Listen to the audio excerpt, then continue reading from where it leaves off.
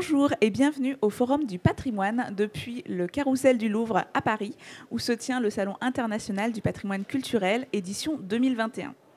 Ce forum est organisé par le magazine Atrium et Ateliers d'Art de France, sans oublier le soutien de la Fondation France Bois Forêt pour notre patrimoine. Aujourd'hui s'ouvre la 26e édition du Salon international du patrimoine culturel, une édition fort attendue. Et nous avons le plaisir de retrouver ce matin sur le plateau Aude Thaon, qui est présidente d'Ateliers d'Art de France et présidente du Salon international du patrimoine culturel. Bonjour. Bonjour. Accompagnée de Bernard Le Chevalier, rédacteur en chef du magazine Atrium. Bonjour. Bonjour. Alors pour commencer, l'année dernière, nous avons vécu une édition virtuelle du Salon. Pouvez-vous nous dire, Aude Thaon, quel est l'état d'esprit des exposants cette année ? Alors c'est un salon de retrouvailles. Il y a énormément d'énergie. Après 2 ans de coupure, je crois que chacun était impatient à la fois de se retrouver entre acteurs du patrimoine, parce que c'est vraiment un rendez-vous du secteur annuel, et à la fois de retrouver nos publics. Voilà, les publics amateurs de patrimoine, amateurs de métiers d'art, et également un public de professionnels qui vient sur le salon. Très bien. Bernard Le Chevalier, le magazine Atrium vient sur le salon depuis de nombreuses années. Alors oui, Atrium, c'est une aventure qui dure depuis un petit peu plus de 20 ans maintenant.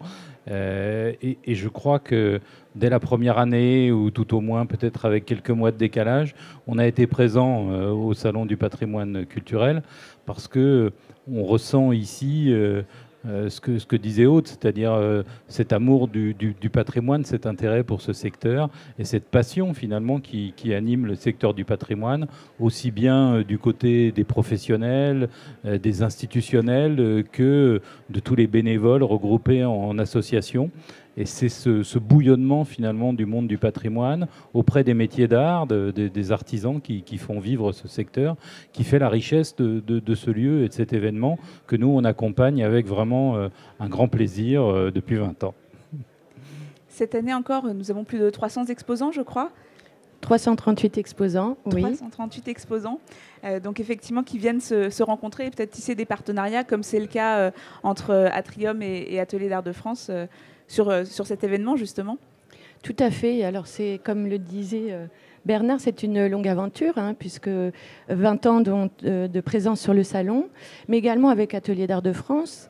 Et je dirais que l'année dernière, en l'absence de salon, nous avons du coup envisagé ce premier forum du patrimoine de manière virtuelle, mais qui permettait de rendre visibles les acteurs, la richesse du patrimoine et aussi l'engagement de ces associations, de ces entreprises, des architectes du patrimoine, enfin toute la diversité des acteurs regroupés au sein du salon. Et cette édition virtuelle a été très, très réussie. Je pense que le public a été heureux de pouvoir être nourri de ces échanges, même en l'absence de présence physique. L'idée, c'était à partir d'un média un peu différent que notre support papier, ces plateaux télé qu'on fait par ailleurs dans le monde du bâtiment sur certains secteurs. Moi, j'ai proposé donc à Ateliers d'Art de France d'aller au-delà et de faire cet événement virtuel qui permettait surtout de maintenir le lien, parce qu'on a souffert quand même pendant cette période de ce manque de lien entre les acteurs. Et alors, certes, c'est pas le présentiel, mais quelque part, ça nous a permis de maintenir ce lien. Et on s'est dit, cette extension qu'on pouvait avoir avec ce nouveau média, eh bien, il fallait continuer à creuser le sillon. Et puis, cette année, on le ferait dans le patrimoine, dans le salon. Et voilà, c'est pour ça qu'on est là ce matin. Finalement, cette crise sanitaire nous montre qu'on peut rebondir et on peut et oui, tisser... on invente, on dépasse et on trouve des solutions pour maintenir le lien. Tout à fait. Et en même temps, cette année, ce format de plateau permet aussi de montrer toute la teneur du salon, cette vie en fait qui règne pendant le salon, pendant ces 4 jours, tous les échanges, et de démultiplier ce qui est présent au salon déjà par l'intermédiaire des conférences, mais de démultiplier cette parole des acteurs, puisqu'ils sont très nombreux.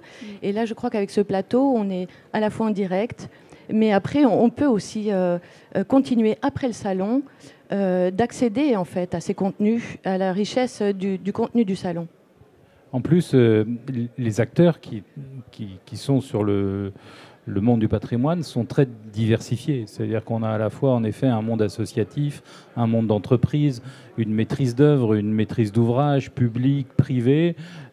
Tous ces gens ont parfois tendance, c'est vrai, à travailler un peu en silo. Et nous, ce qu'on souhaite, et c'est la démarche qu'on a dans Atrium, donc c'est pour ça qu'on accompagne aussi ces éléments-là, c'est d'espérer qu'ils travaillent un peu plus tous ensemble, parce que le monde du patrimoine, il est très vaste en France. On a un patrimoine qui est très important, mais aussi il y a un péril assez fort sur ce secteur. Donc il y a un travail énorme à faire et on a besoin de tout le monde. C'est-à-dire qu'il n'y a pas une concurrence entre un secteur associatif, professionnel. Il y a aujourd'hui des acteurs du patrimoine qui doivent tous se mobiliser parce qu'il y a vraiment une grande cause nationale autour du patrimoine, de sa sauvegarde, sa préservation et puis son utilisation pour l'avenir.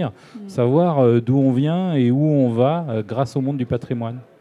Voilà, donc on va avoir au cours de ces 3 jours qui viennent des débats tout à fait intéressants avec tous ces gens qu'on va faire se croiser, se parler, se rencontrer. Tout à fait, juste pour rebondir, effectivement, pendant le salon, tous ces échanges permettent aussi de dresser un état des lieux, en quelque sorte, avec la diversité des acteurs, mais également de dresser les pistes d'avenir pour le patrimoine.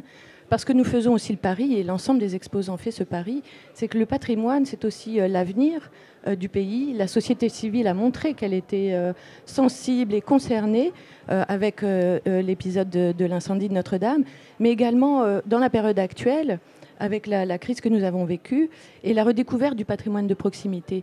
Et je crois que cette édition permet de le montrer. Les conférences qui sont prévues, beaucoup d'acteurs souhaitaient intervenir sur ce sujet. Et un autre sujet que nous avons souhaité et que nous portons depuis longtemps dans le salon, que nous partageons avec beaucoup d'exposants, c'est ce sujet de la formation et de la transmission, qui est très importante parce que dans la période actuelle, nous vivons il y a un réel engouement des jeunes, de gens qui se reconvertissent dans nos métiers, pour les métiers d'art, mais aussi dans le domaine du patrimoine.